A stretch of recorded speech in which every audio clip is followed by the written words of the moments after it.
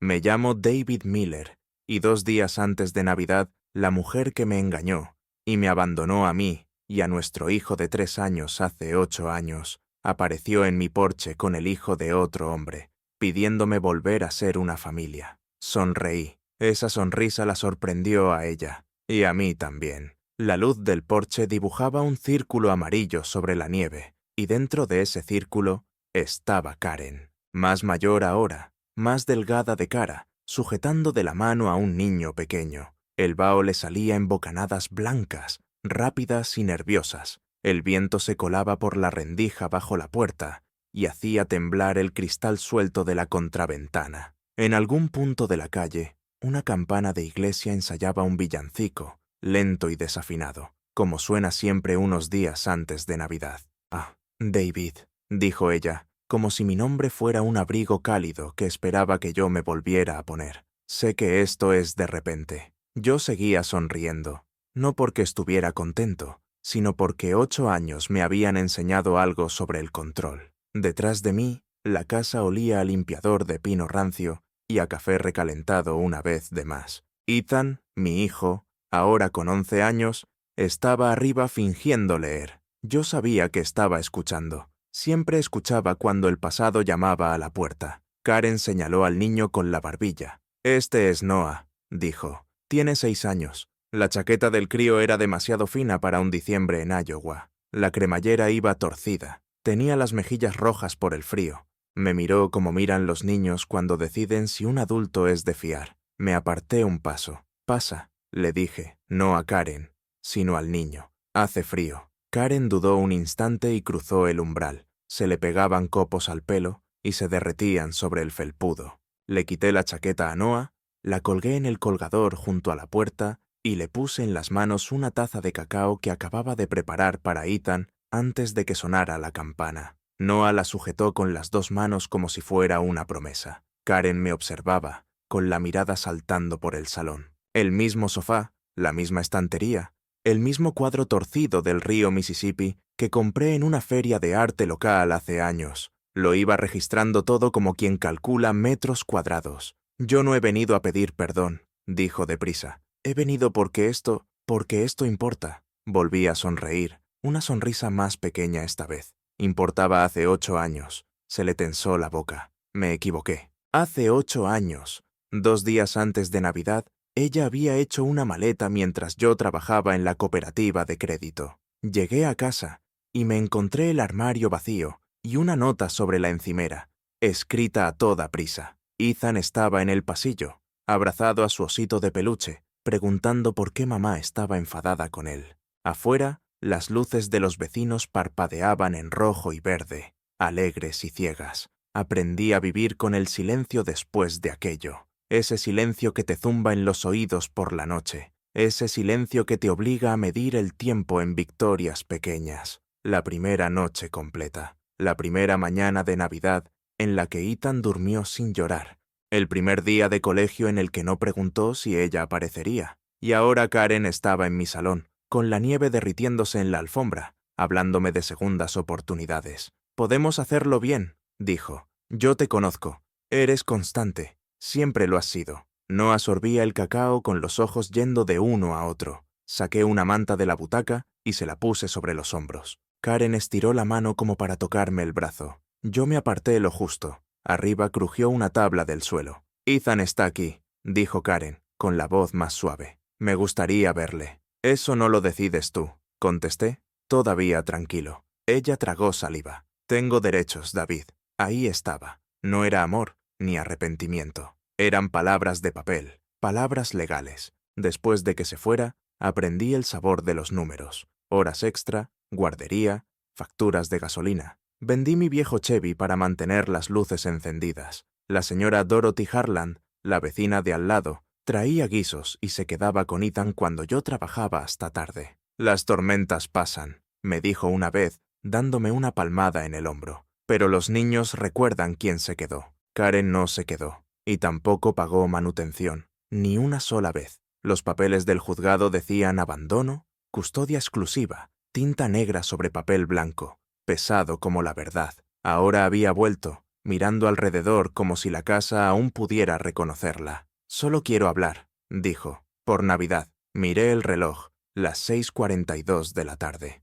La rutina de irse a la cama de Ethan empezaba en 18 minutos. A él le gustaba que las cosas siguieran un horario. «¿Hablar?», repetí. Ella me contó años duros y mala suerte, mudanzas de un sitio a otro, y que el padre de Noah no estaba. Hablaba deprisa, como si tuviera miedo de que yo la interrumpiera. Cuando mencionó a Dios y al destino, sonreí apenas. Ya había oído esas palabras en boca de gente que quería algo que no se había ganado. En un momento dado dijo: «A Ethan le va bien en el béisbol. Claro, de campo corto». La sonrisa seguía ahí, pero por dentro algo se me quedó quieto. Yo no se lo había contado. No se lo había contado a nadie fuera de un círculo pequeño. Ella notó el cambio. «La gente habla», dijo. La campana de la iglesia dejó de sonar. La casa se asentó. Noah terminó su cacao y dejó la taza con cuidado, como hacen los niños cuando no quieren romper nada. Karen metió la mano en el bolso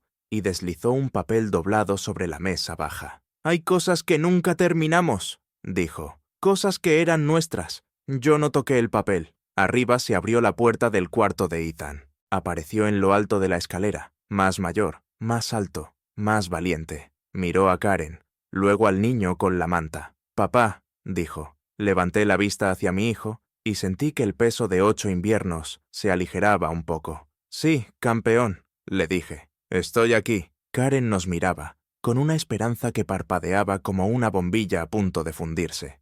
Yo seguí sonriendo porque, después de 8 años, por fin entendía algo que ella no. Esto no era el final de la historia, era el comienzo de la verdad. La noche en que Karen apareció, dormí en la butaca, fuera del cuarto de Ethan. No porque tuviera miedo de que subiera a escondidas. Ya no conocía la casa como antes. Dormí allí porque hay hábitos que no se van cuando alguien te abandona. Cuando alguien se marcha una vez, aprendes a vigilar las puertas 2 veces. Me llamo David Miller, tengo 56 años y vivo en Dubuque, Iowa, a 3 manzanas del río, en una casa pagada casi por completo con terquedad y café. Hace 8 años, 2 días antes de Navidad, Karen se fue mientras yo estaba en el trabajo. Yo era gestor de préstamos en la cooperativa de crédito Dutrak Community Credit Union.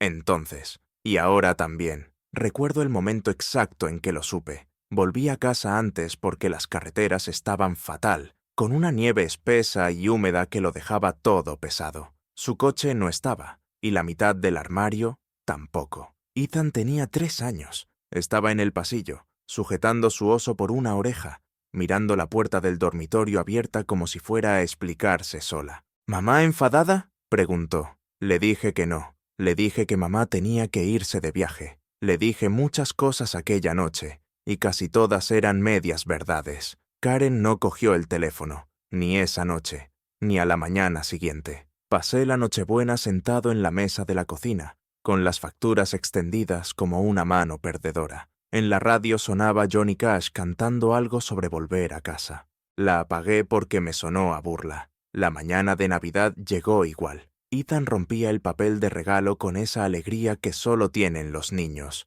esa alegría que todavía no entiende lo que es una ausencia. Cuando preguntó cuándo volvería mamá, dije, pronto, porque decir no lo sé me sonaba a rendirme. Pronto se convirtió en semanas, las semanas en meses.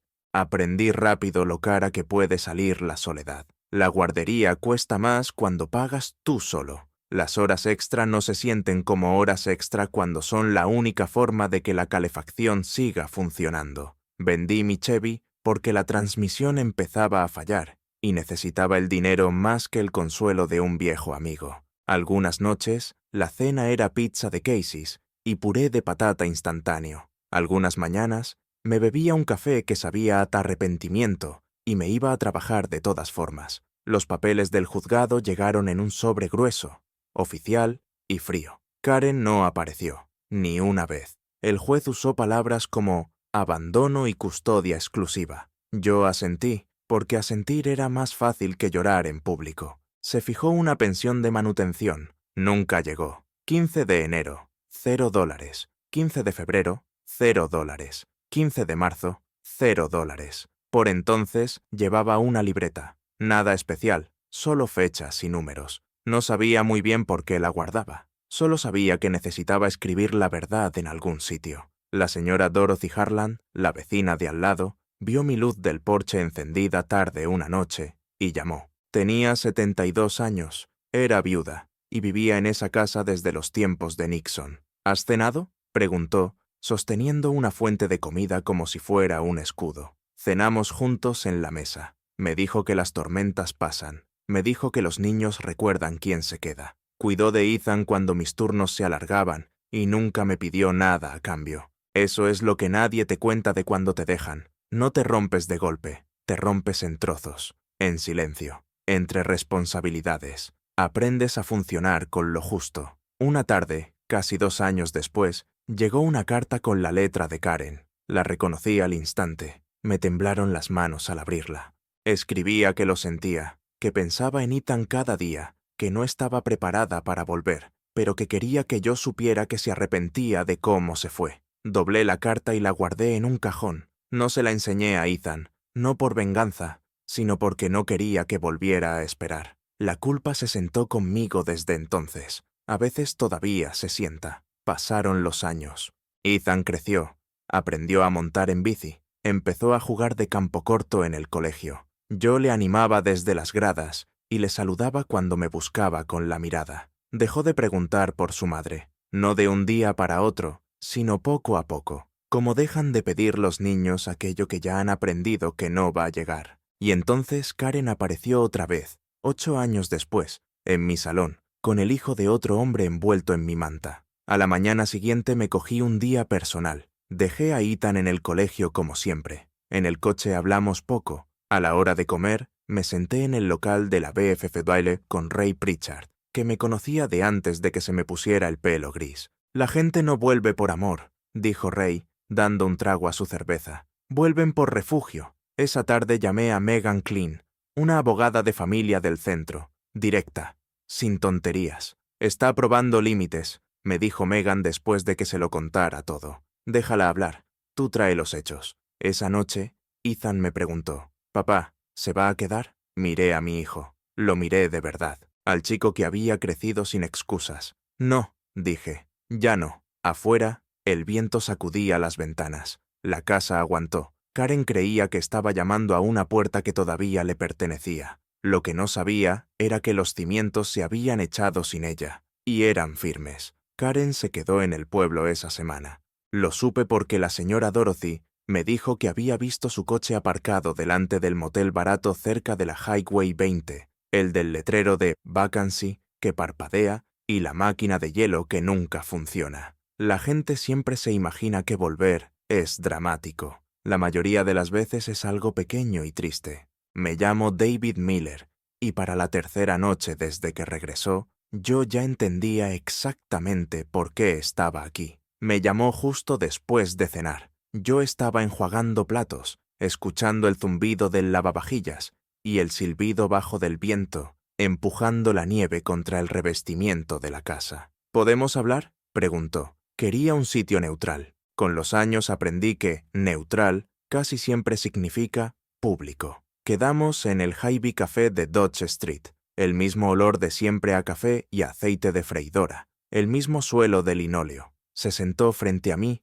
con las manos apretadas alrededor de un vaso de cartón. Noah estaba con una canguro, dijo. La creí. El crío se merecía calor y dibujos, no conversaciones de adultos dando vueltas como buitres. Karen empezó con disculpas. Sonaban ensayadas, como si las hubiera repetido delante del espejo. Fui egoísta. Entré en pánico. Lo arruiné todo. Yo escuché. Siempre escucho. Es mi manera de sobrevivir a reuniones y juzgados. Y entonces llegó la verdadera petición, envuelta en palabras más suaves. No tengo estabilidad, dijo. No tengo una dirección que dure. No matriculan a Noah en el colegio sin una. Necesito un sitio de verdad. Necesitas mi dirección, dije yo. Ella se encogió un instante y luego asintió. Necesito lo que tú tienes. Ahí estaba. Refugio. Ventaja. Habló del padre de Noah, de que ya no estaba, de las facturas que se acumulaban, de empezar de nuevo.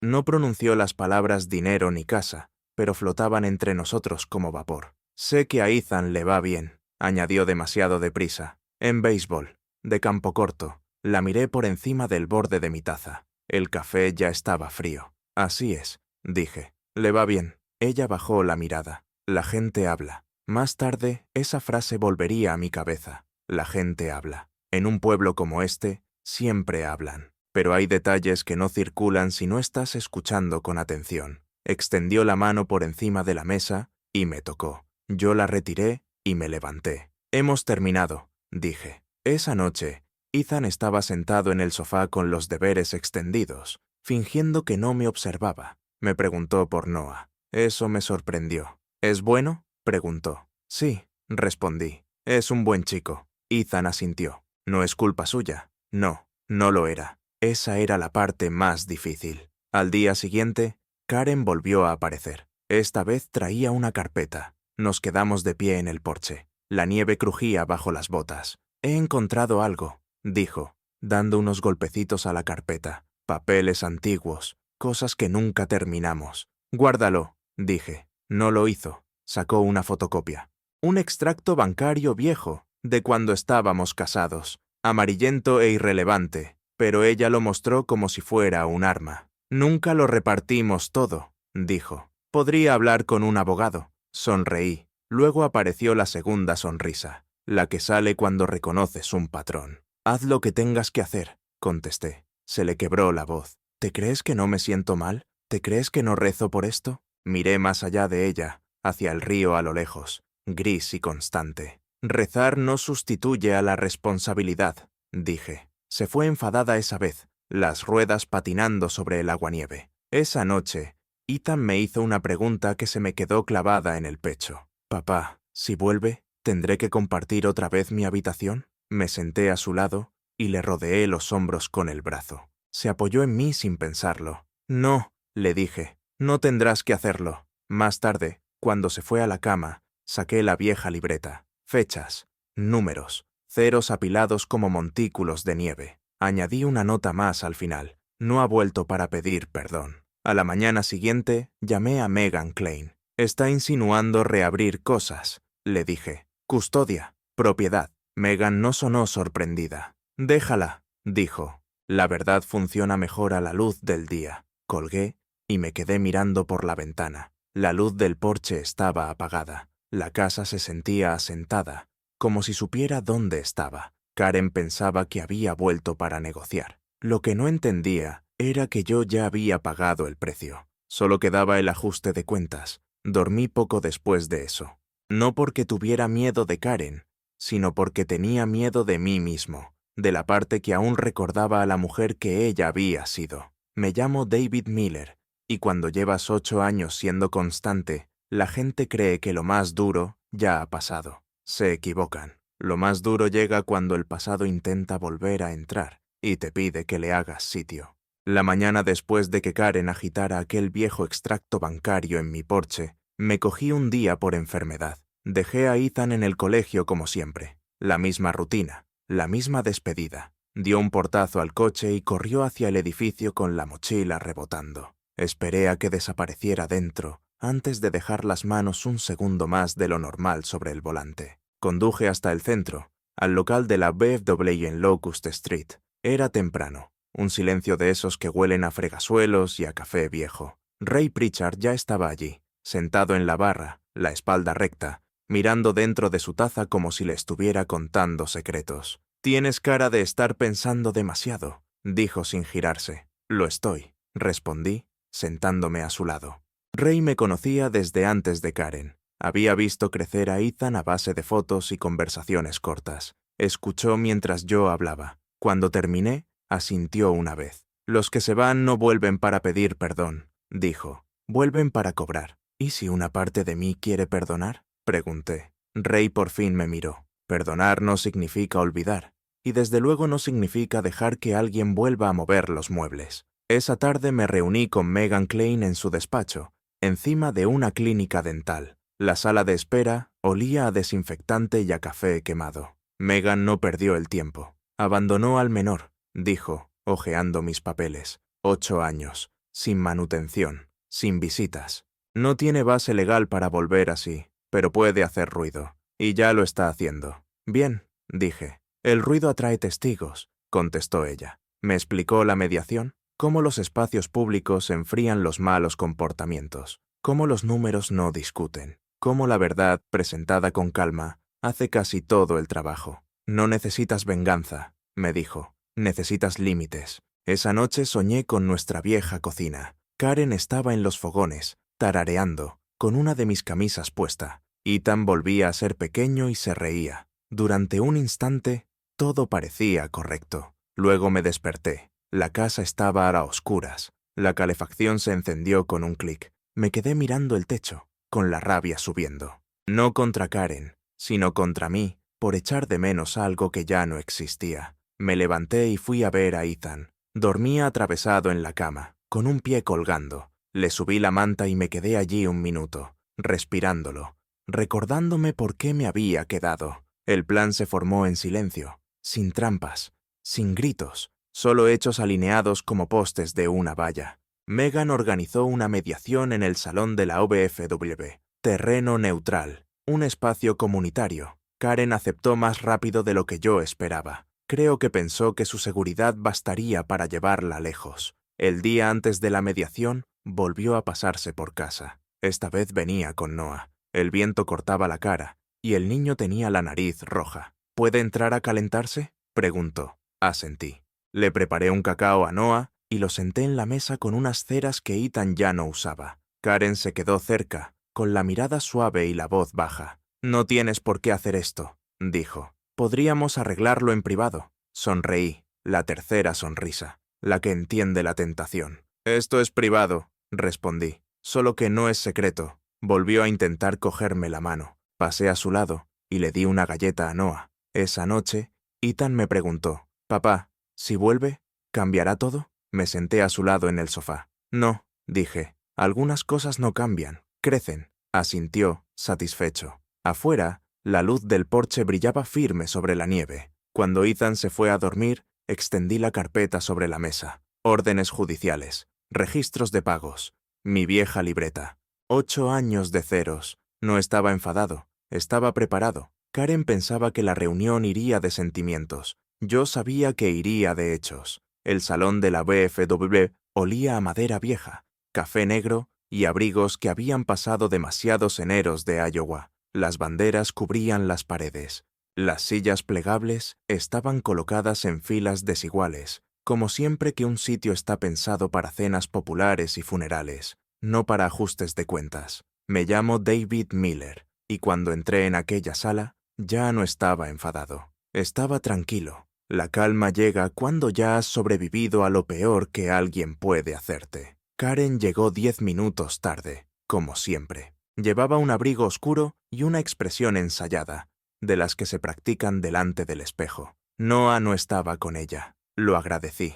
Megan Klein se sentó a mi lado, con el bloc abierto y el bolígrafo preparado. Ray estaba al fondo, con los brazos cruzados. La señora Dorothy se sentó cerca del pasillo, el bolso en el regazo, con la mirada tan afilada como siempre. El mediador del condado se ajustó las gafas y se aclaró la garganta. «Estamos aquí para hablar de asuntos familiares», dijo. «Mantengamos el respeto». Karen asintió deprisa y empezó a hablar enseguida, de crecimiento, de errores, de cómo la gente cambia. Su voz subía y bajaba cada vez más rápido, con lágrimas apareciendo a demanda. Habló de Navidad, de perdón, de que los niños necesitan a los dos padres. Yo esperé. Cuando hizo una pausa para respirar, me levanté. «Seré breve», dije. La sala se quedó en silencio. Incluso la vieja calefacción parecía contener el aliento. «Hace 8 años», dije. 2 días antes de Navidad, Karen nos dejó a nuestro hijo y a mí. No volvió, no llamó, no aportó apoyo alguno. Karen negó con la cabeza. «Eso no es justo». Seguí, con la voz firme. 15 de enero, año 1. Manutención pagada.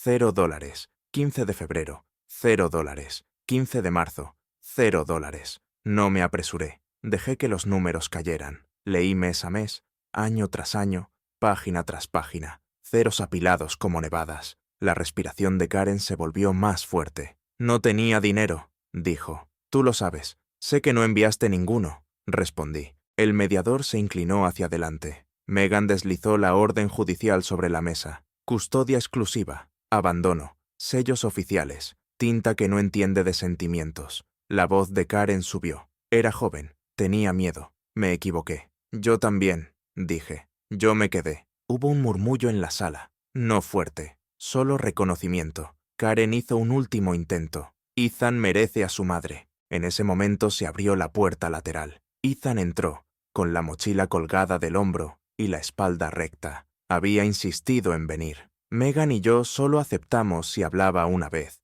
y solo si él quería. Miró a Karen. La miró de verdad. ¿Fuiste tú la que hizo llorar a mi padre aquella Navidad? Preguntó. No lo dijo alto. No hacía falta. La boca de Karen se abrió. No salió ningún sonido. El mediador volvió a aclararse la garganta. Según los antecedentes, dijo, no existe base legal para reabrir la custodia en este momento. Sí existe, en cambio, una deuda significativa de manutención. Megan asintió. Solicitaremos la recuperación completa. Karen se dejó caer hacia atrás. La actuación había terminado, sin aplausos. Yo no sonreí entonces. No lo necesitaba. Al levantarnos para irnos, Karen susurró. Te observé. Sabía que estaríais bien sin mí. Me giré una vez. ¿No lo estábamos? Dije. Simplemente mejoramos. Afuera, el frío golpeó limpio y directo. Ethan caminaba a mi lado, callado pero firme. Las banderas sobre el edificio chasqueaban con el viento. La justicia no siempre grita. A veces solo dice la verdad y deja que el silencio haga el resto. Esa noche nevaba más fuerte, de esa nieve que apaga todos los sonidos. Los copos grandes caían bajo la luz del porche y desaparecían al tocar los escalones, como si hubieran tomado una decisión y ya estuviera hecha. Me llamo David Miller, y por primera vez en 8 años, supe exactamente dónde debía quedarse el pasado. Karen se quedó una última vez en el porche, sin carpeta, sin discurso, solo ella y el frío. El viento le abrió el abrigo, y se lo cerró con fuerza, como hacen las personas cuando por fin entienden